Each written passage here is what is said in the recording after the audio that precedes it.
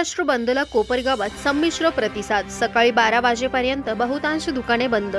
वंचित बहुजन आघाडीचे राष्ट्रीय अध्यक्ष ॲडव्होकेट प्रकाश आंबेडकर यांनी दिलेल्या महाराष्ट्र बंदच्या हाकेला गुरुवारी कोपरगाव शहरात उत्स्फूर्त प्रतिसाद मिळत आहेत।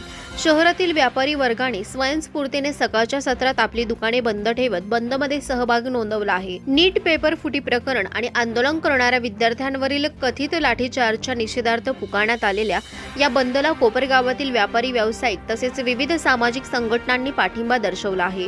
शहरातील प्रमुख बाजारपेठांमध्ये सकाळी 12 वाजेपर्यंत बहुतांश दुकाने बंद असून कडकडीत बंदाचे चित्र पाहायला मिळत आहे। बंद दरम्यान शहरात शांततेचे वातावरण असून कोणताही अनुचित प्रकार घडू नये यासाठी शहरात पोलीस प्रशासनाकडून चोख पोलीस बंदोबस्त तैनात करण्यात आला आहे। दरम्यान वंचित बहुजन आघाडीचे पदाधिकारी व कार्यकर्ते डॉक्टर बाबासाहेब आंबेडकर स्मारक परिसरात एकत्र जमून घोषणाबाजी करत निषेध व्यक्त करत आहेत। बंद शांततेत पार पडावा यासाठी पोलीस प्रशासन परिस्थितीवर लक्ष ठेवून असून शहरात सर्वत्र शांतता कायम आहे।